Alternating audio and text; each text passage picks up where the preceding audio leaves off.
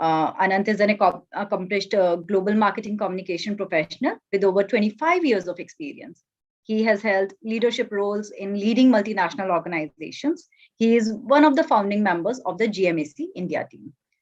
As a key member of the team, he has been responsible for planning and delivery of all marketing activities for the Gmat and also NMAT by GMAC exam for the entire South Asia region.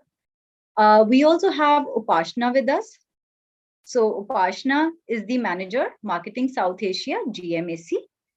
She is responsible for planning and delivery of all candidate outreach and test prep relationship activities across the South Asia, entire South Asia she handles. So before we start, I would like to tell you that please feel free to write your queries in the chat window. Please make sure it's a general query and not the personal query. We will try to answer a few of them simultaneously. Rest of them will be taken care of at the end of the session during question and answer round with experts. I'm sure you will be enriched by the webinar and many of your doubts will be cleared. Once again, I welcome all of you for this session. Anand? Yeah, Deepti, can you hear me? Yeah. Yes, I can hear you, Anand. Thank you. Okay. Yes. So over to Anand. So we will start with Anand, followed by Upashna. Okay. Upashna, can you please move to the first slide? Yeah.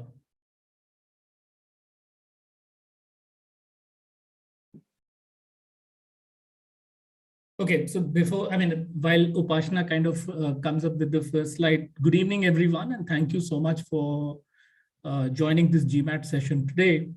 So, when we talk about any exam or test, we usually tend to see them, serving a particular purpose, and that is getting an entry into a particular business school, or that exam will either eliminate or filter out the cream. Very rarely do we actually see the value or benefit that will come out of that particular exam. And this is precisely the reason of doing this session, where we will tell you not all, that not all exams actually, when you try and take them, are actually meant for, management education. In the sense that, they are not the same in terms of what value you actually get out of that particular exam. So when it comes to the GMAT, it is actually very different from other exams. It is actually made by business schools for business schools. That's number one. Number two, it actually assesses business skills that you acquire over a particular period of time. And it is not necessarily eliminating you as others exam would do. And this probably is one of the biggest differentiator of the GMAT exam. Most importantly, what this exam actually tells you is that whether you are fit for pursuing a business management program. Now let's look at how, and this particular slide essentially talks about the importance of GMAT, specifically with your college application process and its value in the real life situation. So let's start with standing out in a competitive applicant pool. So mostly when we usually talk about international candidates like you, for example, who are applying to top business schools in US and Europe, they're actually overrepresented by either Indian candidates or Chinese candidates. And not many of you realize that it is actually the GMAT which helps you stand out if you are actually representing from any of these two particular pools, India and China, because majorly people from either technology, operations, finance, or consulting streams are giving this particular exams. So in a nutshell, it essentially helps you stand out in the competitive pool. Qualify for scholarship opportunities. A lot of time what happens with this GMAT, is scores are considered by various schools, and we'll talk a lot about this in our subsequent slides. Specifically, if you're planning to pursue business education, the GMAT also basically helps you get a better scholarship. And making up for your weakness in your application. So in case a candidate has a very low undergrad score, and I think a lot of candidates we hear that they have got low undergrad score, it can somewhat be compensated by a good GMAT score. While there are other metrics to measure your profile, but a good GMAT score can actually help you stand out. So what happens is that your GMAT score is actually considered as an additional data point by the admissions committee, especially if you feel that your undergrad performance does not accurately reflect in terms of what you are currently today, because you may have given your undergrad way back, but you may have kind of come up the curve, but it is the undergrad scores are not reflecting. So that's where the GMAT really starts counting.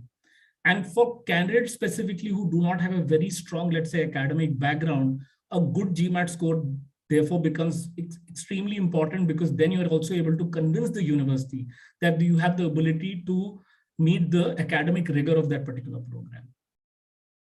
Position yourself for jobs post business school. This is an important point. A lot of corporates and investment banks actually look at your GMAT score in their selection process. This is because the employers are also looking at what we call as higher order critical thinking and reasoning skills, which your GMAT score will reflect. Remember, your GMAT score is valid for 5 years. You can typically use these scores in your interview process, even your MBA, PGDBM, or let's say PGPM program. And your IR scores on the GMAT, while they may not count necessarily on the overall score, but they actually help differentiate both in terms of admissions and hiring. Lastly, get classroom ready. While we spoke about your undergrad score, so while the GPA may illustrate your academic consistency, so let's say you've been getting good scores, it is actually the GMAT score that actually reflects your composite academic potential. It's called the composite academic potential to pursue a particular graduate program. Now, a lot of you remember when you apply for this is the one that I'm talking about. So when you prepare for the GMAT, it basically brings you back into the study mode. And, a lot of you may have finished your graduation, then you work for 4 or 5 years, but you're not back into your study mode. So what the GMAT essentially does is it actually brings you back into that particular mode and prepares you for the rigors of the academic journey for your particular MBA program. So these are essentially the 5 key value points of giving the GMAT, and not just look at from a lens that either it will eliminate me or it is just a step into the or a door into the particular business school. Upashna, if you could move to the next slide. Yeah. So this is again a slide I thought might be very useful for you, specifically for candidates who are really searching for scholarships. So at times we also look for scholarships. If you're searching for scholarships, there are broadly 3 types of scholarship. One is a merit-based scholarship. The other one is a need-based scholarship. And the third one is an external scholarship. We'll talk a little bit about each. So the merit-based scholarship is essentially granted to students with actually excellent academic backgrounds, or students having extraordinary achievements in extracurricular activities like sports. A need-based scholarship is usually given to people with less privileged backgrounds, or they're underprivileged, for example. And students with good academic records here again, but are having a financial difficulty, for example, in meeting the tuition fee or higher education, are usually given need-based scholarships. External scholarships are given usually by many agencies, organizations like the Ministry of Social Justice and Empowerment, the United States India Educational Foundation, British Council, all of this. So I thought this could be a good start. These are just top 10 study abroad scholarships that we have mentioned for you. I will urge you, if you want to figure out the details for each of the scholarships, to log on to mba.com. And I think Upashna, you would be posting some links so that candidates can actually look into more details about the eligibility, etc.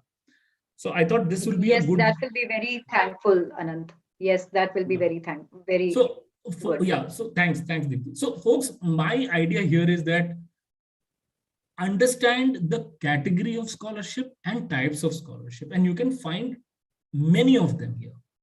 So there could be scholarships offered by individual schools. There could be scholarships offered by the government or ministry, and there could be individual bodies or foundations that could be offering scholarships. Do look into it. The moot point here is that if you have a high GMAT score, we're going to address some of these questions later. So if you have a high GMAT score, you actually stand out. Next slide, please. Yeah.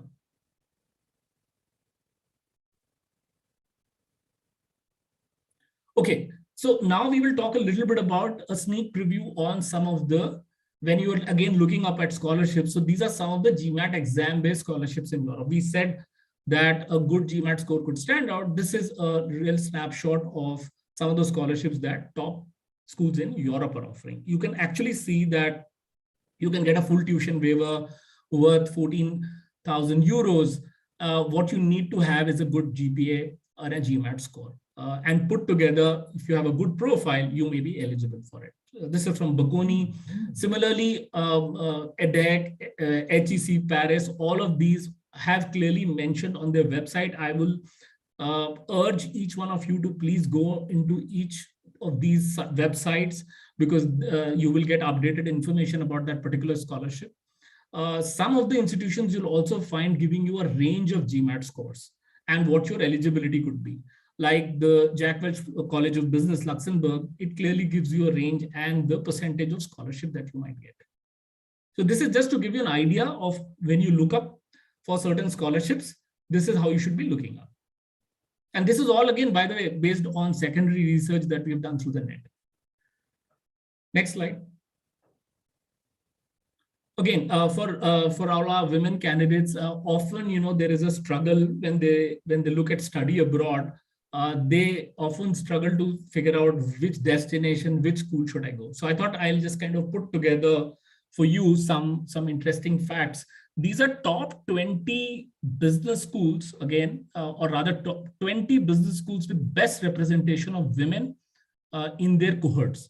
So we mentioned the state and country for you. This is again for you to understand, and when you're searching for certain schools, remember that the percentage of women in some of these programs that are offered by some of these schools, the percentage, all of these are top 20, is in excess of 50, it's 46% to start with. Now, this school in Shanghai, for example, the Tongji University School of Economics and Management has a 7% representation from women. Even Fudan, for example. And there is a wide variety of schools, again, in Korea, in US, in France. So while you definitely look for generic schools and programs, this is something that you might be frankly comfortable with, because you know for a fact that that 50% of the class is actually women. So I thought this might be helpful for you again. Upashna, I think you are again going to put some links for people to view this, right? Yes, I am going to put some links in after the session is over. Great. Okay. Shall I move on to the next slide? Yes, please. Now we'll talk a little bit about how the GMAT has been positioned in the minds of undergrads, specifically undergrads here I'm talking about, because usually we find people with experience tending to give the GMAT. There is an equation, we call it a mathematical equation. We find that GMAT is equal to MBA. Now, this is a little bit of a misnomer where people feel that they need to give the GMAT only for the MBA program, and for each of the MBA program, there's an experience required. And that's largely, this definition is in the picture because in India, when you look or opt for an MBA, you're usually eligible when you're fresh out of university. Now, when you specifically apply for let's say an MBA program in the US, you are required for 4 or 5 years experience. What people don't realize that there are 4 different opportunity areas for somebody who's fresh out of college, may not have or may have 0 to 2 years of experience. So there are 4 routes essentially. People tend to overlook specifically STEM master's programs through the GMAT. They feel there is only one route to get into the STEM master's program. What we've created is a list, and you can, when you Google, you can easily figure out that there are several programs or rather STEM master's program where the GMAT is required. The other route is what is called as the deferred program. For some people who do not know what a deferred program, it is usually called the 2+2 route. Now you may have heard about the YLP, Young Leader Program, which ISB offers. What happens is that you are fresh out of, you are in your final year, essentially, you give the exam, you take the GMAT exam, the institute will block the seat for you. And you can then, after gaining 2 years of experience, then join the full-time program and be a part of it. So essentially, you are mentally secure that you've managed to get into it. It's a tough one to get into any of the deferred programs because schools tend to pick the brightest of students from each of the countries. Then there is the traditional, what we call as the business master's program route, which is the MIM program. So this is traditionally more relevant for master's programs in Europe and then for US. Again, the eligibility criteria here is 0 to 2 years. Remember, when you're searching for MIM programs or what is called also as the pre-experienced master's program, you can also look at from a cost standpoint. So for example, to give you some sense, it is all, it is sometimes perceived that going for an MIM program abroad could be very expensive. Schools like NHH, WU in Austria, or Nordics, the NHH specifically, which is in Norway, the fees is absolutely nil. There is no tuition fee. It's absolutely free, for example. So I urge you, when you look and search for certain business master's program, have a holistic view. Look for all. The fourth route is what we call as a full-time flagship programs, and we have specific slides around this as well. Again, some myths that float around the acceptance of the GMAT within the Indian context. I'll talk about that in the next slides, please. Upashna, next slide, please. Okay. Now, here is another important fact for some of you. Now, what happens is when you apply for an MBA program, you would technically look at an MBA program, right? What we've brought to you is a list of STEM-based MBA programs and some of the length. So what is the difference between a normal MBA program and a STEM MBA program? Now, firstly, the definition of STEM for some of the people who do not know what STEM implies for. STEM stands for science, technology, engineering, and mathematics. Now, the benefit of a STEM designated MBA program is that you get actually a 2-year extension on the initial 1-year optional practice training, or what is called as the OPT. So you'll keep hearing this word STEM OPT. That, as an international student, you are given. So what happens is, if you, let's say, opt for a traditional MBA program, you will be offered a opt training, 1-year visa. Now, this is offered to international candidates. However, if the program is a STEM-based program, and if you applied for that, you get an extension of another 2 years. Now, why is it beneficial? Because traditionally what also happens is people apply for an H-1B visa as well along with this, because you want to work.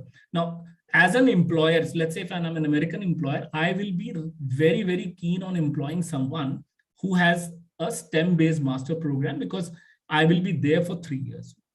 And I don't want to get into the H-1B route, therefore. So that's why this is an important piece. Do look for all of these things. So regular MBA programs, STEM-based programs, and all of them require the GMAT, for example. Next slide, please. As I mentioned, a little bit of an update about India. Now, some of you definitely are looking at pursuing your MBA or MIM program from abroad. But for those of you who are looking at studying, let's say, also looking for a viable option in India, why does the GMAT becomes a very effective exam to give? Now, this is an excerpt from a handbook. This is the handbook which the regulator, the All India Council for Technical Education, which is the regulator for all the exams which MBA institutions require. And they take out a handbook every year. This is an excerpt from that handbook. Just to tell you, GMAT is actually one of the 6 ratified tests by the regulator for all PGDBM programs.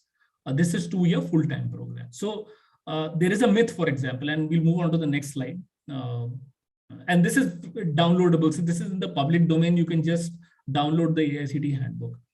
So when we usually ask people, tell us which all institutions accept the GMAT in India, people have very few names. They will talk about ISB, they will probably talk about SP Jain, or for that matter, Great Lakes, and perhaps IMT. Beyond that, people usually don't have a long list, and they don't know that technically every single AICTE regulated program full time. These are flagship programs that I'm talking about, except the GMAT. The recent inclusion here has been MDI Gurgaon, which was taking CAT and ZAT. They have now stopped accepting the ZAT and started taking the GMAT instead for all their programs. So remember, these scores are valid for 5 years. Some institutions, Indian institution per se, may accept it for 3 or 4 years. It's best that you ask the institution. But when you compare it with, let's say, a CAT, you are not, your scores are valid actually. So if you've done well on the GMAT and prepared well, you don't have to give the exam every year. So on the CAT, if you don't, let's say, qualify, you have to keep giving the exam year after year. Remember, these same set of institutions will also accept your GMAT score. Yeah. Next slide, please. Yeah. Now, here's a little bit of update for a lot of people who might already be in the mode for going into US, but may also be hearing a lot of news around waivers. So, which is waivers means that the institution has waived off the GMAT test or the GRE test for that matter, right? Let me just give you some sense. So when the pandemic hit us in 2020, we did see this happening. But again, the media had overhyped it. Not every single institution was waiving this off. This waiver was specifically done with a specific purpose. What was happening is that a lot of people could not go, especially international candidates could not travel. Now, US schools therefore waived this off largely for the indigenous US-based population because there is no testing culture in the US, unlike India or China. So this was done for a specific cause. The other thing to note is that this was done for an interim period. Just to give you an example, MIT was the first institution in 2020 to waive off the test. And they had clearly mentioned on their website that they would do it for an interim period. They have reversed the entire decision. They've started taking the GMAT. Now all the travel is beginning. The institutions now realize that it is extremely important to have, how do you really judge the large cohorts that they get from India and China? So don't go by hearsay. Remember, as I said, you are a part of what we call as an overrepresented pool. Indians and Chinese love to give the test, right? Be it not just the GMAT, but any test. We come from a testing culture.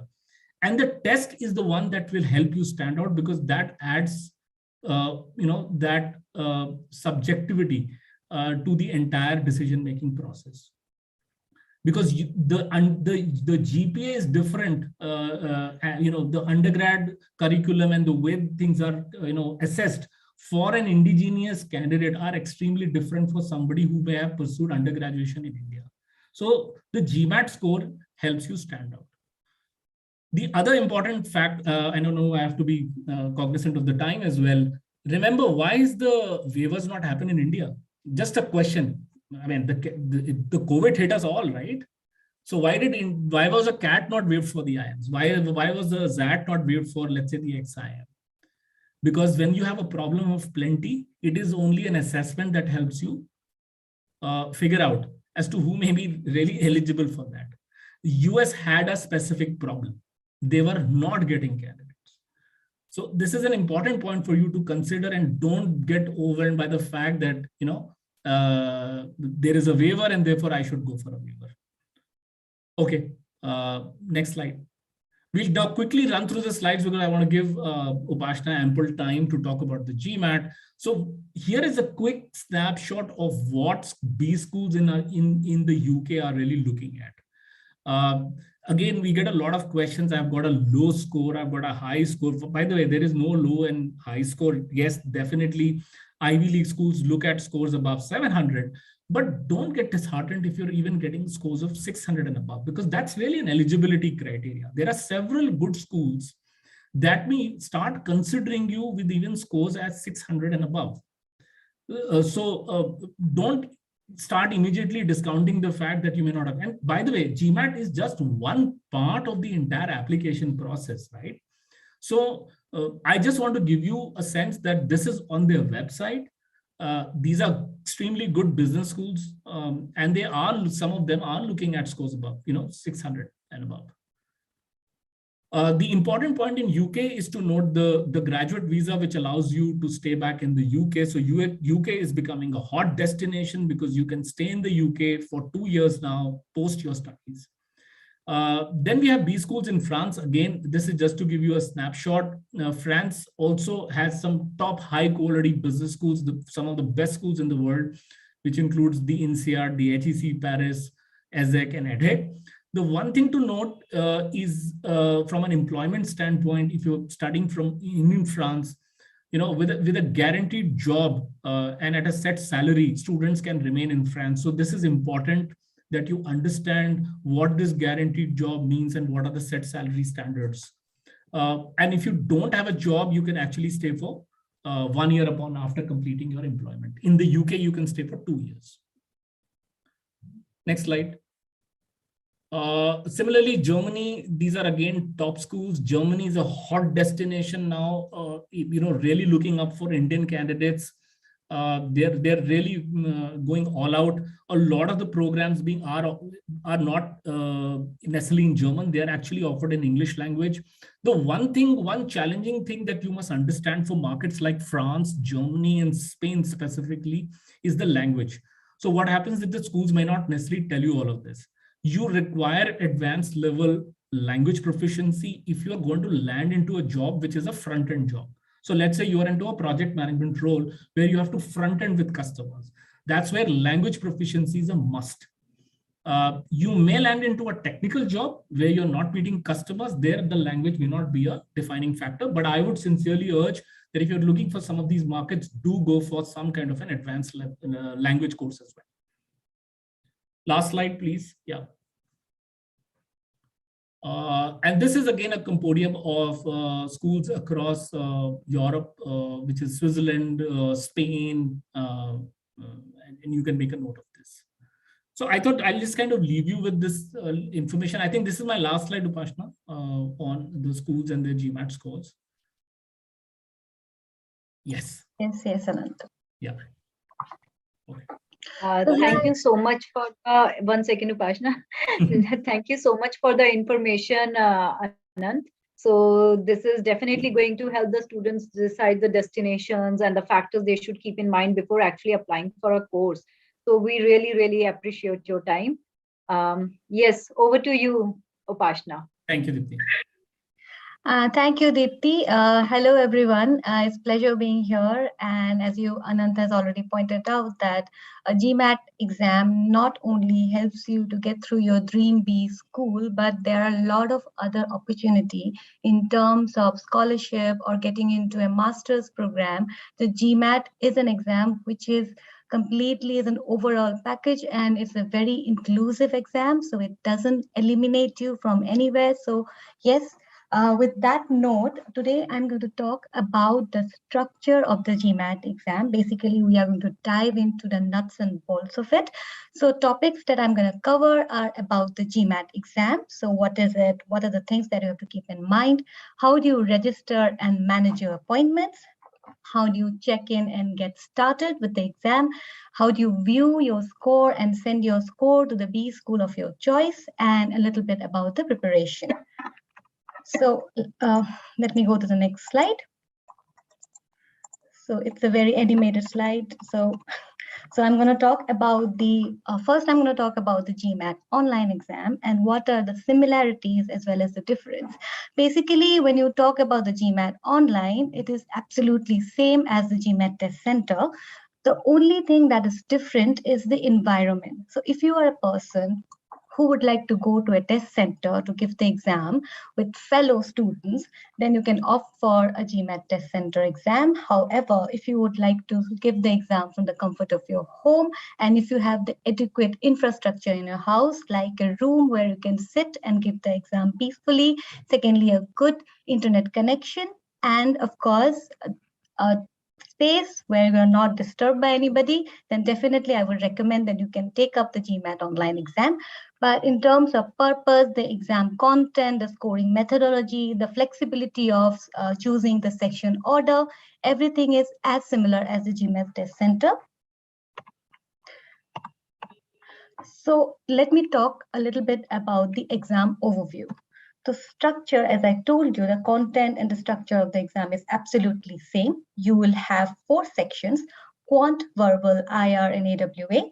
Section and the type of questions and the section order and the range of questions are absolutely same. You will have the choice of section order. There are 3 section orders that are available that you can choose from, and you will get 2 8-minute breaks. The scores are absolutely same. There is no difference in the scoring. The scores are valid for 5 years. You can preview your score at the end of the test, which is an unofficial score. You will receive your score, official score, after 7 days of the exam. The experience, as I told you, is absolutely same. The policy is that you can take the exam 5 times in a calendar year and 8 times in your lifetime. The 5 times has to be in 16-day gap. So if you have given the GMAT exam now, you have to wait for 16 days to give the next set of exam if you want to. And in your lifetime, you can give 8 times. The options of physical whiteboard is also available now. So there are certain specifications, which I'm going to talk about in my subsequent slides. So that option is available to you. So you will have in GMAT online exam, you get both options, like the whiteboard option, physical whiteboard option, and an inbuilt whiteboard option that comes with it. And you get a calculator that is for the IR section only. You do not get a calculator for the quad section. The delivery, that the exam is compatible with Windows and Mac OS. Windows, you have to have more than Windows 8, and Mac OS has to be more than 10. There will be a remote human proctor. So if you have any issues during the exam, you can always reach out to the proctor, and he or she can help you. And there are disability accommodation. However, you have to mention the disability during the registration, and once it gets approved from the GMAT, then only you can register for the exam. The exam structure, as you can see, there are 3 exams section order that are shown. The first one that is in white, you can see this one. This is the default GMAT exam structure. So if you register for the exam and you do not choose a section order, then this is the section order that you are going to get. And rest of the section order that you can see are optional, that you can opt out for. I highly recommend here that you practice all the section orders to understand which is compatible with you. Whichever, you can start with AWA, you can start with quant, you can start with verbal, it's up to you. But definitely practice first to understand which is comfortable for you. So exam is 3 hours and 7 minutes without the 8-minute, 2 optional 8-minute breaks. There are some black arrows that you can see here. There you can take your 8 minutes optional breaks, but it's up to you. As I said, it's optional. The GMAT scores ranges from 200 to 800. So we have a good news for you, that we have heard a lot of concern from the students saying that, my passport is getting expired. I'm not getting appointments due to COVID. There were a lot of pent-up demands for passport extension, passport renewal of passport. So what do I do? How do I give GMAT exam? So we have started accepting Aadhaar card, but only for the GMAT online. This is not for the test center. The appointments, it's starting from May 2021, we have started accepting it. So if you are giving GMAT online from your home, you can use Aadhaar card as your ID. However, there are certain things that you have to keep in mind. First of all, you have to keep a backup plan. Means you have to have your passport with you, just in case if the proctor is not able to identify you from your Aadhaar card, then you must use your passport. Then your name has to match with the name that you registered with. Your Aadhaar card name and the name that you have registered with has to match, and you have to link your mobile phone number with the Aadhaar card. Sometimes what happens that your Aadhaar card is linked with your parents' number. So if that is the case, it's a very simple procedure. You can go online and change it to yours before you actually opt for the exam. So let me talk a little bit about the registration. So you can see a screenshot here. So this is how the registration window look like. As I told you that you can register for your exam in a 16-day gap, and you can appear 5 times in a year. So you can actually register as early as 6 months. So if you are deciding to give a GMAT exam, if you want to book a date as early as possible, you can do that. As Anand already pointed out, that GMAT is only one step of your application process. There are a lot of things that there. So I suggest that you book your test as soon as possible and you finish with the Gmat score, so that if you need to appear again or you're not happy with your score, then you have a lot of time to actually reconsider the exam again. So that is something that you can keep in mind. This is an old screenshot, that's why it's showing a little grayed out here, but now you can actually give the exam 5 times through online as well. So how do you check in for the Gmat exam? So there are certain things that you have to keep in mind, because I know exam is one of the most important day of your life. So you don't want to get stressed out on the day of the exam. So certain things you have to keep in mind while you're giving the Gmat online is that review your ID documents. You check before the exam that all ID documents are in place, that nothing is missing, so that the day of, please don't be too assured of your Aadhaar card. Keep your passport ready just in case. And then check your workspace, because it's your house and it's your workspace. So anything that is distracting should not be in there. So any pen, paper, nothing, only your system has to be there and your camera should be on all the time. So all these system requirements has to be in place. You have to have a room to yourself where nobody enters, and you can give the exam for entire duration all by yourself. Then before the exam, run a system test. I will share some links with you post this where all these things are there. So I will send you a link where you can actually use your in your system and run a system test. You can I will also share some links to use the whiteboard. I will share links to check the system requirements also. And you have to install a secure browser before the exam. So just before the exam, means on the day of the exam, confirm that you have the latest latest browser installed. So that means even if you have installed the browser, do it again. Check that if it's there or not. Then run a system test again. And then you have to answer a security question. This is the question which you will set yourself during your registration. So that question will pop up again and you have to answer that. Then there is Proctor Check-In. The proctor will check your valid ID, will confirm that you are the same person who is giving the exam. There will be a 360 scan of your room. So literally you have to take your laptop or your camera and show every corner of your room, so that the proctor is satisfied that nobody else is there and there is no article that is there that can violate the exam. And then they will also check that you have to confirm that there are no other applications are running. The Gmat system is the Gmat exam, the only running application in your system. Then when the exam will start, the proctor will launch the exam, and you have to keep your video on through the exam. You have to show if you are using a physical whiteboard, you have to show your whiteboard, and proctor will prompt when to show the whiteboard. And if you have any issues during the exam, you can raise your hand or type in the chat box, and proctor will come to help. So as Upashna, I would like to ask you one thing. Okay, yes. Students in the online exam, they are allowed to keep a clear glass of water. Am I right? Yes, they are allowed to keep a clear glass of water. Yes. Okay. Is there anything else which they can? No, there has. Apart from that, apart from their computer, there cannot be any pen, paper, any electronics, anything apart from their computer and a clear glass of water. They cannot keep near their hands reach, and there cannot be any posters, any poster, any writing anywhere in the room. It has to be very clean. Okay. Great. And if there is any kind of violation, because this is what I have heard, so if there is any kind of violation, then the test can get cancelled, right? Absolutely. If the proctor find any kind of violation in your room, as I told you, the proctor will check the entire room 360 degree. So if proctor finds anything that is not in order, there's a possibility your exam might get cancelled. Deepti, if I could step in, Upashna. Yes, please. Let me explain a little bit on the process, right? So what happens in an online exam, while these checks are done, the system checks, etc. are done. If the proctor, so let's say you started taking the exam, right? The proctor has cleared it. What the proctor will do, the proctor will flag certain areas where they found that there were issues. Remember, your exam is getting recorded. So that's one level of security, which is the proctor does.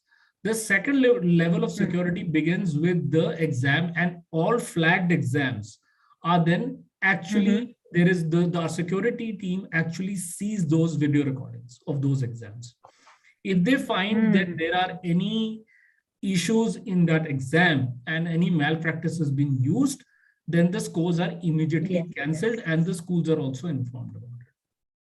Yes, because this is something which is worrying a couple of students, and so it is very important. This is a message that This the test has to be taken very good very question. honestly. This is a very good question that you guys have asked. The one thing that we don't do is public shaming. We respect the privacy of the candidate, so no candidate details are sent out. But I can tell you with affirmation that in the recent times as well, several scores have been cancelled. You don't get to hear all of that.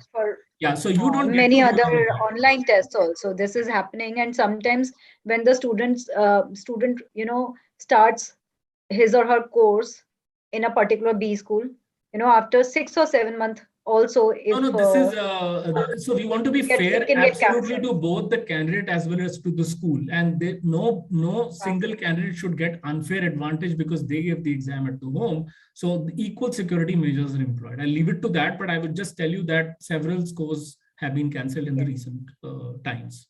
Okay. So malpractice is something which we will not advocate to anyone. Absolutely. See, you can't stop it. To be very honest, you can't completely stop it. But we started to nail down, and it is a slow process, unfortunately, because you have to go through the entirety, and we don't want to be unfair to any candidate by any means. Right. You are absolutely right, Anant. Right. Thank you. I'm sure the candidates can understand the value of the exam, and I would definitely recommend that you only use those things that are approved by the GMAT exam. I will share the links. I will definitely recommend, please go to mba.com, read all the procedures that are mentioned there, everything about the exam, what are the things that are required, what are the things that are allowed in the exam, what are the system requirements, everything is clearly mentioned. And if you go through there, in fact, there are a lot of articles also. If you can go through mba.com, you will have a lot of content which can actually help you to be confident to give the exam. And I'm sure there will be no problem at all during the exam. So yes, I know that there is a video on mba.com which everybody should look into. So it is available on mba.com, and in fact Manya has also written a lot of blogs are available, and articles are available on Manya website also to address the same. Yes, so I will definitely recommend, please go to mba.com once before you go explore that page, before you actually decide on giving the GMAT exam, and that can help you a lot to understand. And of course, we are here, customer support is here, so everybody can help you out with that. Anyways, moving on, we want to talk about the physical whiteboard. So now GMAT Online also has the option of physical whiteboard. So you can actually purchase it from any merchant website. It is there, but however, you have to be very careful with the specification. It has to be no larger than 12 to 20 inches. 12 to 20 is a quite big size. That is the maximum size that you can buy. So it should not be bigger than this, but can be smaller than this. That's fine. But you can use up to 2 dry erase markers and 1 dry marker eraser. So these are the only stationery you can use during the exam. Obviously, you have an inbuilt whiteboard also for your scratch work. I would definitely recommend try to use both, because if one fails, other is there to rescue. So of course, if suppose you have whiteboard and the proctors for any reason did not allow that in the if there's some kind of violation with the whiteboard, then you should be prompt with the online whiteboard as well. Same goes with the online. If something you do not feel comfortable or need to write it down, so you should use the physical whiteboard. So that flexibility should be there with you. There's a link here. I will definitely share it with you to practice on the online whiteboard, and of course the physical whiteboard you can buy and practice on it. So I have talked a lot about the GMAT online test. Let me talk a little bit about the GMAT test center. The cost of the GMAT exam, both in online and test center, is $275. You can register on mba.com. And through my account, as I told you, you can, in your lifetime, you can appear 8 times, and in a year, it's 5 times in a 16-day gap. You can book your test at mba.com/find-a-seat. Scores are valid for 5 years. For GMAT online exam, you can preview your scores, unofficial score post the exam. Same with the test center. However, you have to choose the university that you want to send the scores to before the exam starts. So that is the difference between the test center and online. Now, viewing and sending of scores. So this is a screenshot of the scores that you can see. It is showing, a pink arrow is there. So there's the score that you can see in your dashboard. You can preview an unofficial score immediately after the exam, and you can actually decide if you want to send the score or not in a GMAT online exam. And of course, you can review your score and decide. And of course, this is something that was there. You can send 5 free scores to your B school free of cost. So after that, after you exhaust that 5 scores, then you have to pay a price of $35 for each score sent. This is same as the GMAT test center. Actually, earlier it was unlimited, but we thought that we should bring both the exams at par. So we don't want to differentiate about it, and we don't want students to get disadvantaged for going to a test center or giving the exam online. So in both the type of exams, you have free five free score reports. After that, you have to pay $35.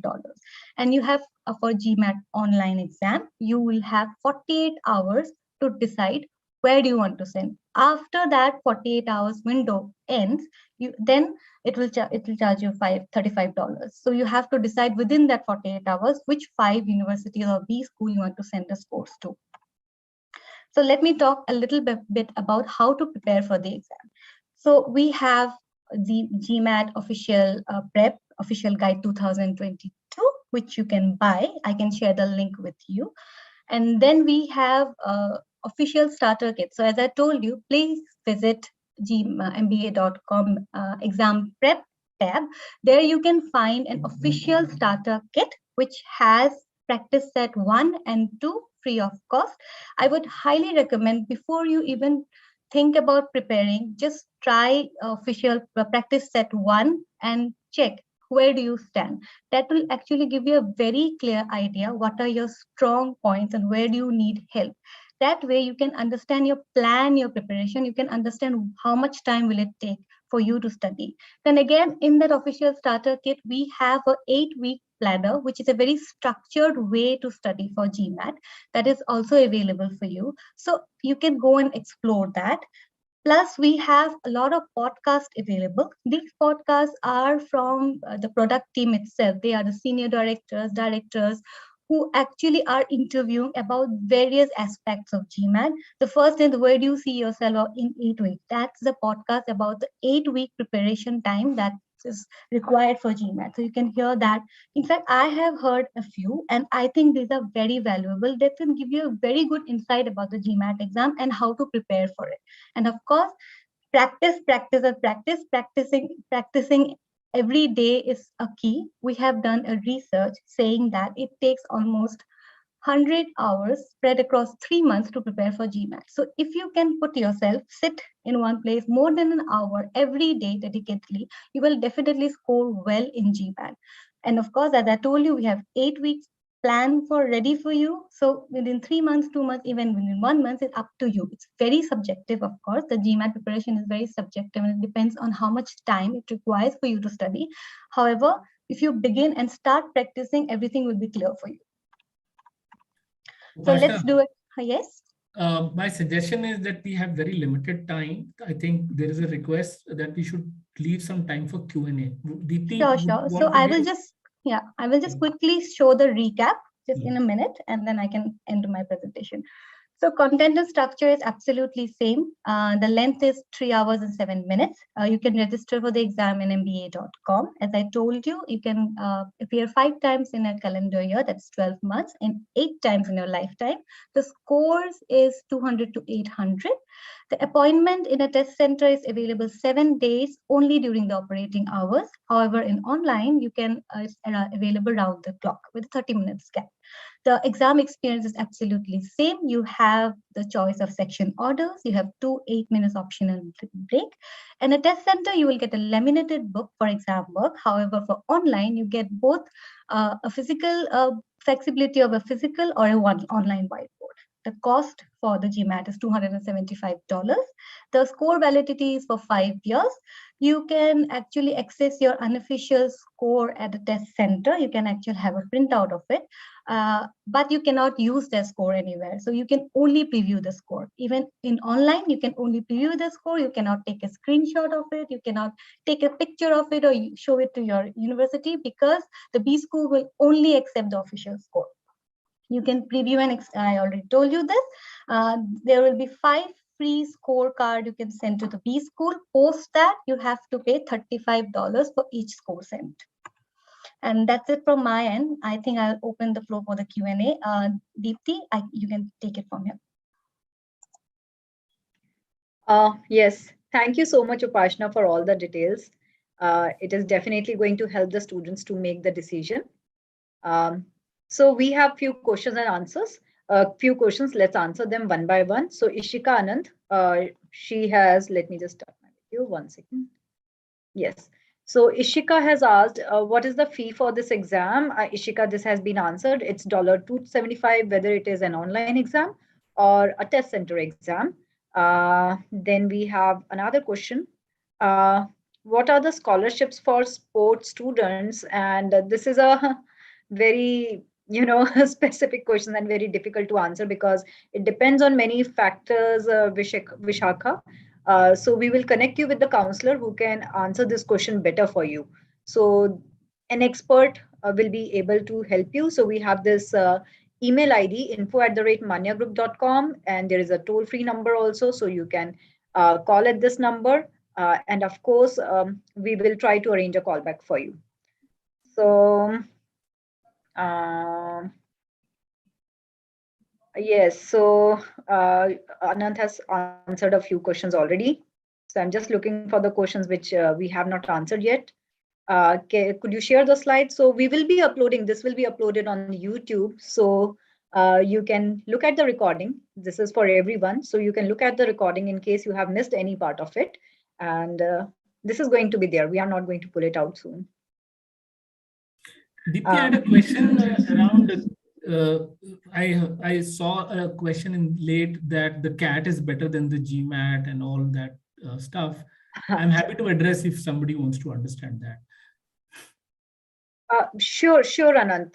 I mean, any input from you is going to be sure. So yeah, I'm not going to say that the CAT has been designed. Remember, guys, the CAT was designed for a specific purpose, right? It is what we call as an institution agnostic exam, and it clearly serves the IIMs very well. Interestingly, the IIMs also use the GMAT for their executive program.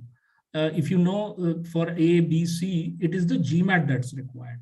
Now, as you would see, technically, if you look at and if you're applying for any study abroad program, the Harvards and Stanford will not look for a CAT. There is a specific reason why the GMAT has been taken. The GMAT has been taken because A, it is an exam specifically meant to assess your skills and not eliminate you. That's one. The second is the GMAT lends a lot of diversity to the school. Why do you think Wharton gets students from 40 nationalities, 45 nationalities, right? Look at the typical IIM class. It's actually flooded by engineers, not to demean engineers, but there is a diversity bit. So yes. The GMAT was designed by business schools for business schools. It is not just a global exam, it is also locally relevant. So do not look at the ROI. Remember, the GMAT, if you look at from getting into a business school, you may say it is 20,000 rupees and I can give the CAT at 2,000 rupees, right? But please do also note that you can take the GMAT when you're ready.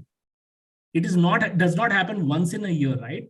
So only when you're ready, you can give the GMAT. Your scores are valid for 5 years. Also do note that you're going to pay the same amount of money. So let's say you're paying 28 lakhs or 25 lakhs for a program. The cost of the test should not be seen as the ROI deterrent, right? You should assess the entire aspects and advantages when you're comparing. The CAT serves a separate purpose. The GMAT has a separate purpose.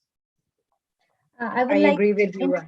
I would like to interrupt Yes, a little Upashna. bit here. I have shared a lot of links for scholarships and for GMAT exam whiteboard options. So I would recommend everybody to go through that links. There are system requirement checks also, so you can use those links for your benefit. And I hope it helps you. Yeah. Anand, there's a question, Anand and Upashna, there is a question from Tanya. Can we get into a top B school in USA without work experience? A lot of students ask this question, without work experience, can we go to US Through the or deferred Canada? route, so as I mentioned, sorry, go ahead. Somebody was saying something. No, nothing. Please go on, Anand. Okay, so yes, you can so that depends. So as I said, understand for GME, what we call as the graduate management route, there are two avenues for you. The MIM is a standard route. If you're fresh out of college, you have 0 to 2 years of experience, you could look for a typical MIM program. If you're looking, however, for an MBA program or like a flagship MBA program, you need to have prior experience. The websites will clearly mention that, which is about 4 years. However, as I said, you have the option of basically using the deferred route, where you can block your seats 2 years. It's like the 2+2. It's called the 2+2, and I've given you certain examples. So not many schools offer the deferred programs to answer, cutting the long story short. But yes, you require experience for flagship MBA programs. You could look at the MIM programs, both not just in US, but also in Canada. There are several top MIM programs in Canada. So don't just limit it to US. Canada is equally a greater option. I know I couldn't answer a lot about Canada, but it's an equally great destination to be in. Exactly. So how many years can one stay in US after completing the program? Can you please answer? Typically, you're allowed 1 year. I answered that. Typically, you can. So the OPT allows you. So as an international candidate, you get an OPT. You get a 1-year visa post your studies to study. However, if you applied for a STEM program, you have an additional 2 years added. So essentially, it becomes 3 years. Great. So here Tanya is asking, can we give GRE instead of GMAT for top B schools in USA? So no, that is that's a fair choice. I would not say give the GMAT or GRE. What you have to assess, Tanya, remember, it is not about the US. Let's say you plan to study back in India. There is some COVID mishap which happens, which allows you that you can only get to a hybrid program. Remember, schools in India offer great ROIs as well. The GRE is not a ratified exam in India. You can get into typically any Indian business schools through the GMAT. So I'm not going to differentiate by that factor. What you have to really look at, what value add-on do you get from both the exams and what schools prefer. I would like to add that all the top B schools, as per my knowledge, all the top B schools, they would like to have GMAT score instead of GRE. They do not accept GRE score. So if you're 100% sure that you have to go for MBA, then do not take the chance of taking the GRE. Go for the GMAT exam only. However, if you are not sure whether you want to go for masters or MBA, you are confused. In that case, you may just consult an expert and then decide to just decide whether you have to take the GRE or the GMAT. Okay, so try to look into different different aspects. Talk to a lot of people. There is a bit of a misnomer that the GMAT is a very tough exam, right? Yes. Why is it that a misnomer in the market? Because traditionally the GMAT has been given mostly by working professionals. Working professionals are usually out of study mode. Believe you me, people who are fresh out of university and when they give the GMAT, right, for MIM programs, they score extremely high on the GMAT because they are in the study mode. What are you talking about from a quant standpoint? You're talking about 10th pass maths, fundamental maths. Deepti, you are the best person to answer this, right? It is all about fundamental maths skills acquired over a period of time. So imagine somebody with 4 years experience trying to revise 10th pass maths, you will find it difficult. But if you're in the study mode and you give the exam and you're ready, you will always find the exam ready. So don't go by just hearing or hearsay that the exam is tough or easy. Try it yourself. Give those free exams and you will realize. that if you're in the study mode, any exam will be easy for you. Anant, I have taught so many students in the last, 12 to 13 years. So I have taught doctors also, and doctors, senior doctors, 40 plus years old. And believe me, they are able to crack GMAT with ease. They have been able to get Correct. 740, 760, and they haven't been in touch with, quant part since a long, long time, but they are able to crack it. So it's about, learning the strategy. So GRE has its own pros and cons, and same thing is with the GMAT. GRE is more about, learning vocabulary. So I would not like to deviate, but I think it is very important to do a proper research before you make the decision. Yeah, there's a very interesting article written by Siksha on GRE versus GMAT. So I would definitely recommend, I will post the link here if you want, and you can definitely go and read that. And we have a lot of videos also where influencers are talking about GRE versus GMAT and what makes more sense. So of course, please go to mba.com or any website. You can actually search inside IIM. There are a lot of videos. And I will definitely share the link here for the article of Shiksha. Just give me a moment. Thank you, Upashna. Sanjana is asking, can I give both online and offline exams? Yes, you can. Yes, you can, of course. So, Sanjana. Basically, in one calendar year, you can give the exam 5 times, right? And in a lifetime, you can give it 8 times. It is up to you from deciding which combination, 4 times offline, 4 times online, 1 online, 1 offline. That is up to you. Everything will be counted together. So if you give 1 offline, 1 online, it will be 2. So don't worry, it will not count. It has to be 5 in total. Yes, but it has to be 5 in the rolling year. And university will not look at differently, because if they will not think that as you have given from a test center is more authentic. University considered both the scores equally, so it doesn't make any difference. Yes.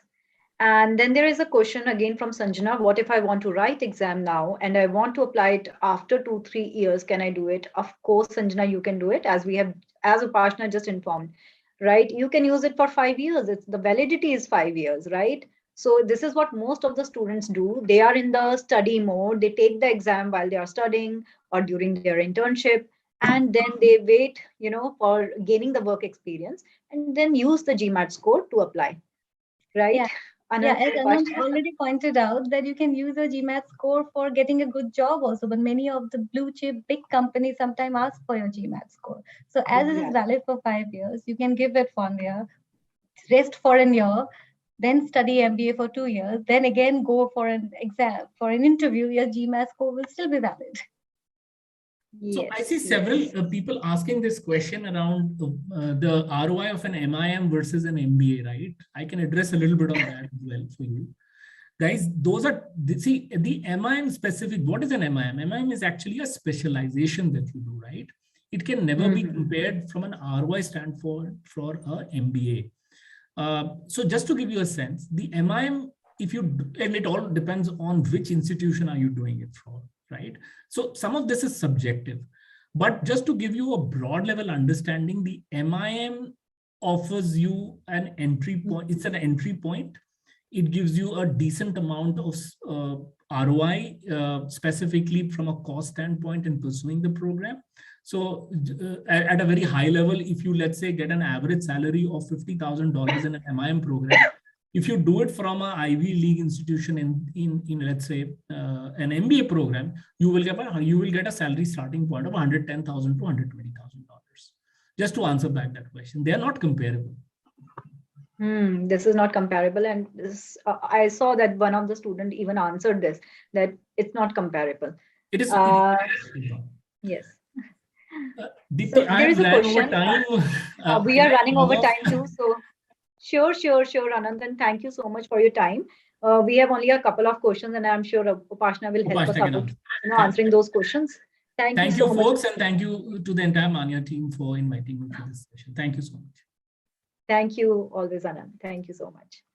So Syed has a question, sir. Can we report our scores after the exam is over? Upashna, can you please answer this?